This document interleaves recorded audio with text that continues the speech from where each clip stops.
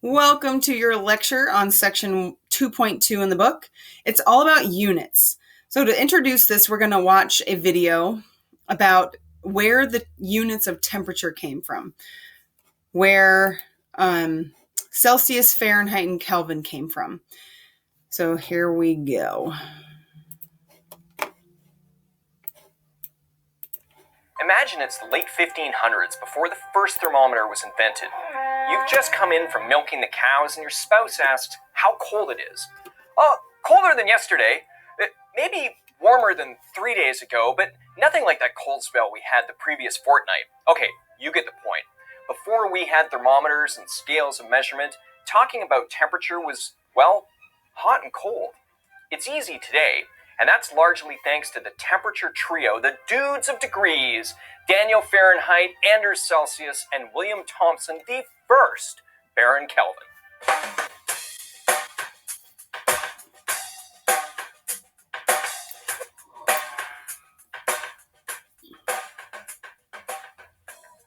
Thermometers do a whole lot more than tell us what clothes to put on each morning. Without them, scientists wouldn't be able to reproduce the experiments that teach us how the world works and help us grow our food and make things like plastics and medications.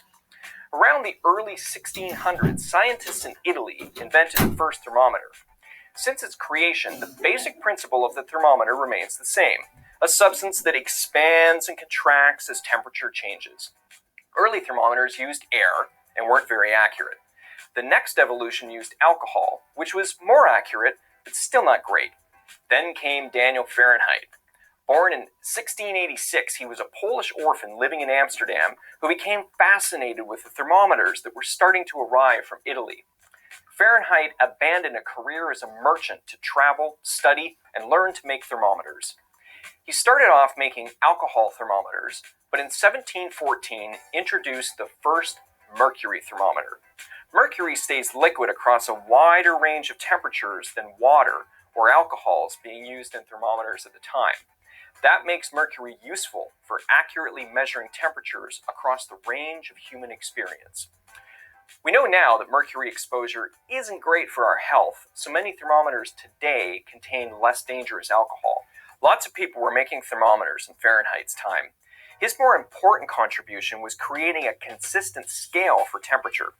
See, at the time, these thermometers simply marked their instruments on the coldest and hottest day of the year, but Fahrenheit wanted a system that would be the same everywhere you went.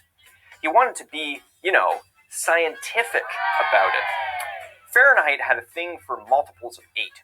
He marked the freezing point of water at 32, and his body temperature at about 96 degrees. Later, when he used mercury in his thermometers, he extended the temperature scale to the boiling point of water at 212 degrees Fahrenheit. The first useful temperature scale was born. Then along comes Anders Celsius, a swarthy Swede. He was about 25 years younger than Fahrenheit. He found out the freezing point of water changes at different atmospheric pressures. This meant Fahrenheit's scale wasn't precise enough. Celsius came up with a system he called centigrade. Originally, the boiling point of water was 0, and the freezing point was 100, the opposite of what we use today. Only after Celsius' death did the scale flip. Much later, in the 20th century, the name was changed to Celsius to honor his contribution. Celsius truly brought scientific precision to the study of temperature. Many of his measurements were nearly as good as the ones we can make today, and he realized his goal. Today, Celsius is recognized as an international standard for temperature. But neither the Celsius nor Fahrenheit scale was sufficient for scientific work. In the late 1800s, William Thomson, also known as Baron or Lord Kelvin, helped determine that temperatures extended well below 0 Celsius, even colder than a Scandinavian winter. Kelvin helped calculate absolute zero, the point where particles completely stop moving. When particles no longer move, their temperature is negative 273.15 Celsius, or absolute zero. Kelvin slid the bottom of the temperature scale to absolute zero, but kept the gradations of Celsius. That means a change in 1 Kelvin is the same as the change in 1 degree Celsius. So the freezing point of water is 273 Kelvin, and the boiling point of water is 373 Kelvin. You just add 273.15 to the Celsius number. Now, converting it to Fahrenheit is, well, annoying. Scientists use Kelvin scale to calculate the properties of matter at different temperatures and pressures, like when they're pushing the limits of physics. When a gas like helium is cooled down near 0 Kelvin, it can do things like climb out of its own container. Studying these weird phenomena could help scientists do things like improve electrical grids, make faster computers, and make better containers for helium. Thanks to the triple point guards Kelvin, Celsius, and Fahrenheit, we have the tools we need to accurately measure the world around us and make small talk with your neighbor.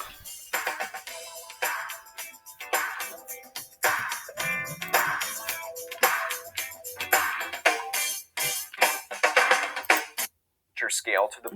Oh no. Okay. There we go. Sorry. Okay. So that was a look at where the units of temperature come from. We're going to look at all sorts of other units today. And just know that they have a similar story. Someone came up with a standard for every unit, and then eventually was decided upon which one was the best one. And that's the one, or is at least the most consistent or easy to work with, most accurate, and that's the one we choose to use. This whole chapter is about measurements and calculations. Today we're going to focus on measurements and units. What is a measurement? It is anything that has a quantity and a unit. So it represents a quantity, something that has size, magnitude, or amount, mass, volume, time, something like that. Here's a simple example, 1 teaspoon. So when we look at this, a measurement always has what I call the quantity, the number, and also a unit. In this case, this 1 is your volume quantity, and teaspoon is the unit. A measurement always has a number and a unit. Math is only concerned with numbers. Science is concerned with measurements. This whole statement, 1 teaspoon, is your measurement. In this class, I will actually take a half point off if you don't put a unit next to your answer, because I don't care about numbers. I care about measurements. So get in the habit of always remembering to put your unit down. And the units that are generally agreed upon in the scientific world is what's called an SI unit. The SI, this is French, loosely translate to the International System of Units. It was adopted in 1960 by the General Conference on Weights and Measures, and it has been agreed upon by scientists around the world. Hopefully you've learned before that in order to be a good experiment, something needs to be reproducible. And when units are agreed upon, it makes things a lot more consistent and easier for results to be reproduced. The SI system is generally what we think of as the metric system. The SI system has 7 base units. Pretty much everything else is what's known as a derived unit, a combination of 2 or more of those base units. And not all units in the book that we're using are SI, but most of them are. Here are those base units, and you should have a handout with this on there. And your handout will look like this. Nope. Nope, not like that. Well, I disappeared it, but it should have an additional column over here that says standard. And there's also 2 other units on that handout that I don't care about. Candelas and amperes. We're not going to use those units this year. Here are the 5 base units that I want you to know. In fact, we will have a quiz on this probably next week because I need you to know these abbreviations and these units. So if you're measuring length, and length, if it's in an equation, is abbreviated with a lowercase l, we'll measure in the unit of meter. Meter is abbreviated with a lowercase m. And you can read that the standard is based on the distance that light travels in 1/300 millionth of a second. So just like Fahrenheit, Celsius, Kelvin have that standard, meter, gram, second, Kelvin, mole all have their own standard. but I'm not going to require you to know what those standards are. That's crazy. If you're measuring mass, that's another lowercase m, lots of lowercase m's in chemistry, and it will be measured using a gram, which we'd abbreviate with a lowercase g. Time, lowercase t, is measured in seconds, abbreviated with lowercase f, s. And temperature, which is capital T, is measured in Kelvin, which you just learned about, which is capital K. We'll sometimes measure in degrees Celsius also, but never Fahrenheit. And the last base unit I want you to know is amount of substance. That probably doesn't make that much sense yet, but it will in the next couple chapters. It's abbreviated with lowercase n, and we measure it in moles. And moles abbreviation is MOL. Why? To avoid another lowercase m, which you don't want more of. So it might seem silly just to chop off the E, but that's what the abbreviation for mole is. So know this information. Okay, quick note here. We were just talking about mass measured in grams. Mass is a measure of the amount of matter something has. Okay, so if you think about your body, yourself, whether you are on the surface of the earth or in outer space, the amount of matter you're made up of is the same. That's your mass, okay? Weight, it depends on the local gravitational field. It's the force of gravity on your mass. In chemistry, because it extends throughout all of the universe, we only care about mass. I don't want to know about weight, okay? Because let's say you're on the surface of the earth. On the surface, your mass is equal to your weight because it's kind of based on the gravitational field of the earth. But if you were on the moon, your mass would be the same, but because the gravitational field on the moon is different, you'd have a different weight on the moon than you would on the earth. So in chemistry, we only talk about mass. It's measured with a balance. So in the lab, I'll say measure the mass of this item. I will never say weigh it because that's not where we're doing. Mass is all about physics. So you'll learn, weight is about physics. You'll learn about weight in physics class. Only talk about mass in chemistry. All right, metric prefixes. What do they mean? Well, you should have a handout. It looks like this. Oopsies. This, without all my pink writing on it. And these prefixes are really important. This is what you explored in the mysteriously melodramatic blah blah metric activity. You will use these units over and over again this whole year and in probably any science class you ever take again. So I have a little activity here. I have examples of 5 different measurements, and I'd like you to look at this chart, look at the prefixes and what they mean, and kind of take a guess at which unit you'd most likely use to measure the diameter of an atom, the mass of an elephant, the area of the atom center, the temperature of the summit of Mount Rainier, and the temperature in outer space. So pause this video, just jot down on your notes somewhere which units with any appropriate prefix you think you'd use to measure these things.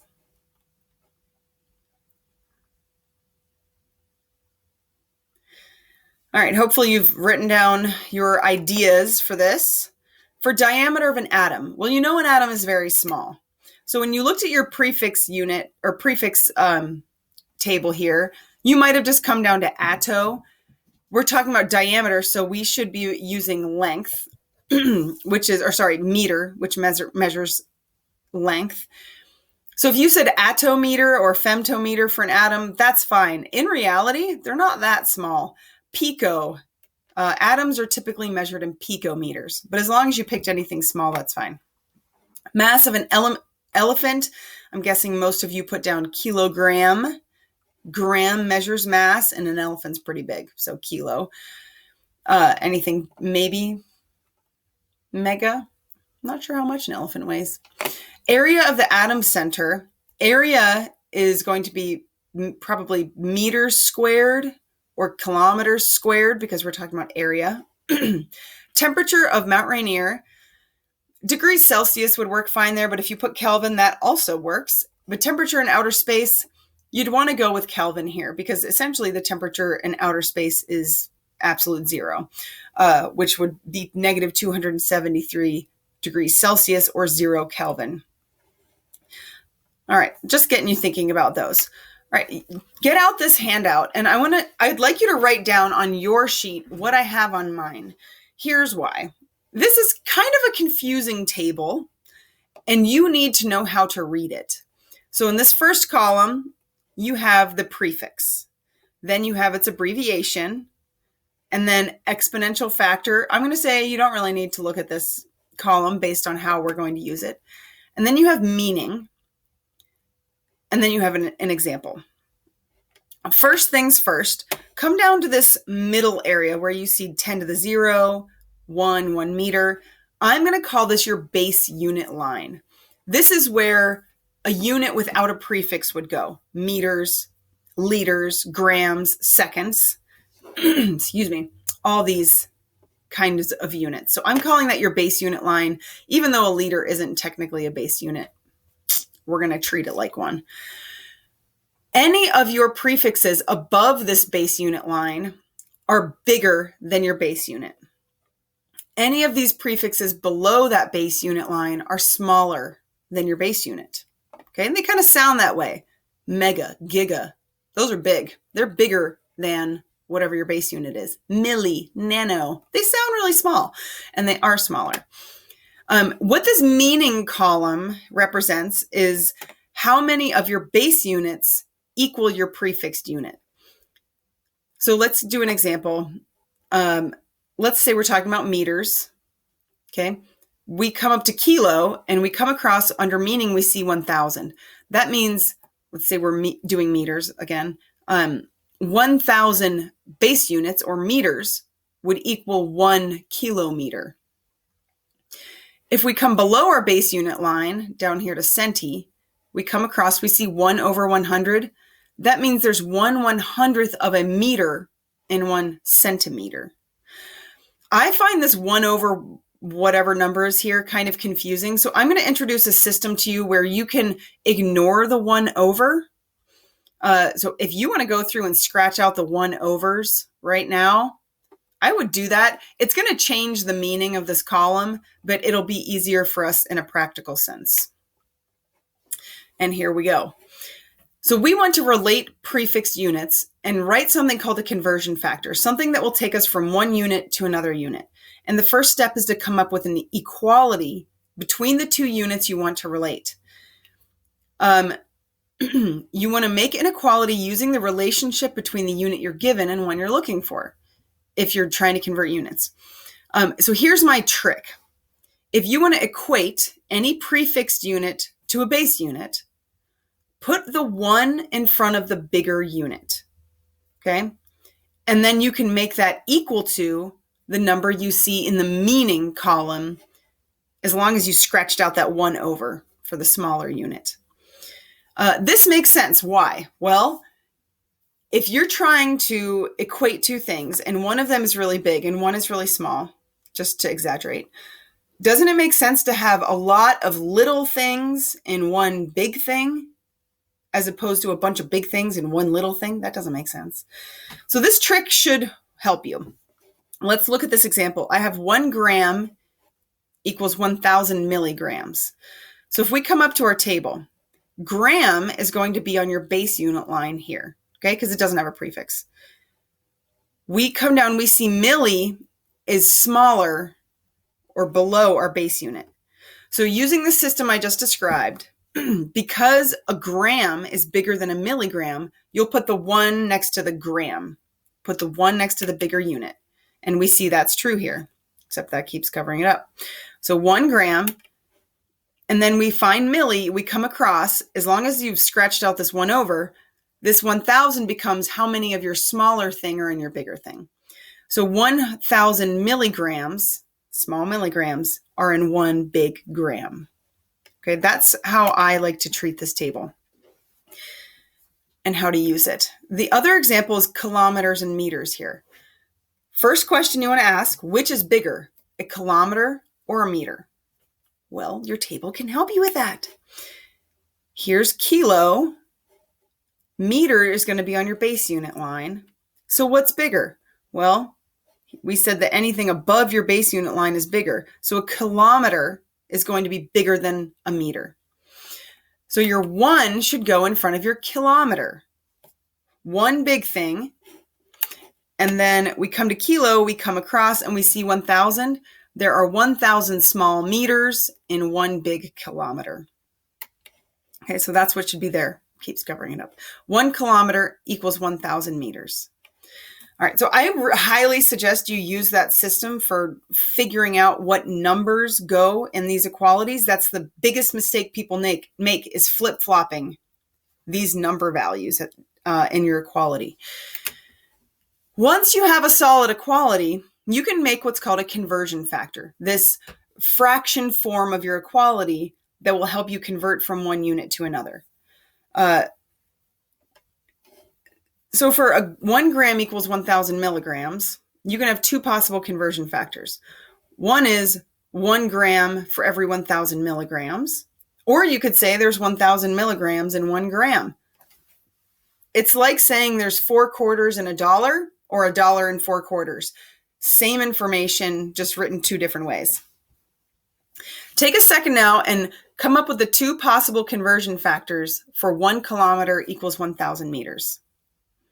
Should look just like the example we just did. So you can pause this and do that. All right, hopefully you're done with that.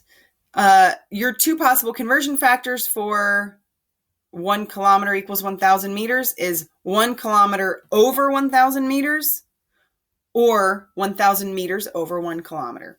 Simple as that. Just taking that equality and giving me the 2 possible fraction forms. Get some practice with this now by doing the examples that are on your notes page. They're right here. So pause this, use that table, use that system I just told you about, and try and fill these in. So step 1, look at your units. Which is bigger, this one or this one? Use your table to help you figure that out. And then you're always going to put the 1 in front of the bigger unit and whatever number's under the meaning column next to the smaller one. Okay, pause and then go do this practice.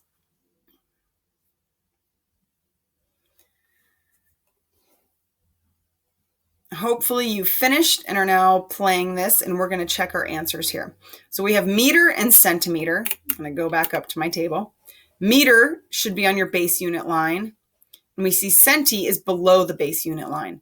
So meter must be bigger than a centimeter, and so it will be 1 meter. Then we come across from centi. You should have scratched out the 1 over, and you should see 100. There are 100 little centimeters in 1 meter. All right, next one is meters, and this is decimeters. So same system. What's bigger? Meter is our base unit. Deci is below our base unit line. So meter, again, is going to be bigger, and we'll put the 1 next to the meter. Watch this. I think I can even draw. Oh, no. I'm going to try and be tricky here. Okay, look at that. So this one we said was 1 and 100. Oh, that's a 0. That's a 0. Okay, let's go back up. Oh, no. Clearly, I'm really good at this. All right, well, you're just going to have to listen. So we had meter and decimeter. We said meter was bigger. So put the 1 next to the meter. And when you come across from deci, should have scratched out the 1 over, and you see 10 left. There are 10 little decimeters in 1 big meter. Next one, you have this funky symbol that's called a mu, and it represents micro. So a microgram equals grams. So gram, we know, is a base unit. That's here. Micro is right here. Micro. So again, our base unit, our gram, is bigger than a microgram because this is down on the smaller end. So put the 1 next to the gram, and when you come across from micro, that should be scratched out. There's 1 million micrograms in 1 gram. And the last example is capital M. Little m equals how many m's? Capital M is for mega, and the M is for meter. Meter is going to be your base unit. And mega we can see is above the base unit line. That means a megameter is bigger than a meter. So put the 1 next to the megameter this time. And when you come across from mega, you see a million. There are 1 million little meters in 1 megameter. Hopefully you got those right. If you flip-flopped them, hopefully I just clarified why they are what they are. But this skill of figuring out where to put your numbers is super important. Like I said, a huge mistake people make. If you consistently use the system I just showed you, you should be good to go. All right, let's move on to derived units. To derive something means that it comes from something else. Things that you could derive might be an English word might be derived from a Latin word. Or an equation can be derived from another equation. It came from that. So a derived unit is a unit that came from other units. It's a unit that is created by combining 2 or more of your base units, usually through multiplying or dividing. So an example would be area. If you have one measurement in length or of length in meters, and you multiply it by another length measurement in meters, you're going to get a unit of meters squared. That's your derived base unit. It's derived from the multiplication of these 2 length units. Another example would be density. Density is mass over volume. We're going to talk about that in a second. Mass in kilograms divided by volume in cubic meters would give you a derived unit of kilograms per cubic meter. So that derived unit is the kilograms per cubic meter because it's coming from that calculated value with the different units. So that's an example of a derived unit. I want to take a second and talk about volume. Volume is the amount of space occupied by an object. It's measured in units of cubic meters, cubic centimeters, something like that, or liters. Our solids have volumes found by taking length times width times height. If you're measuring that length, width, and height in meters, you're going to get cubic meters. Gases and liquids, and sometimes solids, are often measured, their volumes are measured in units of liters. And we'll use this a lot. A liter is actually a derived unit. A liter is 1 cubic decimeter. And that is equal to 1,000 cubic centimeters. And if you do the math, you can figure out that 1 milliliter equals 1 cubic centimeter. Write this down. 1 milliliter equals 1 cubic centimeter. Put this on your prefix table. You'll use this equality a lot to convert between liter units and cubic meter units. So it's 1 to 1 here. If you have 20 cubic centimeters, that is 20 milliliters. So we'll use this. You'll use it starting tomorrow. Okay, and I just wanted to remind you that liter is actually a derived unit, but we'll treat it like a base unit. All right, density. Hopefully this is review. Hopefully you remember density equals mass over volume. It's the ratio of mass to volume, or matter to how much space it takes up.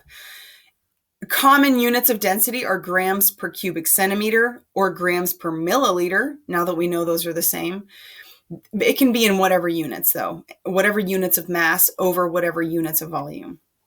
You will have to do these calculations. Find volume given density or mass. Find density given mass or volume. But they should be pretty straightforward. We're talking about Algebra 1 here. Oh, hey, we're done. All right, hopefully you filled in all the blanks on your note sheet. Take this time to stop here, take a picture of all your notes, and upload it to the assignment on Google Classroom. Thanks for listening.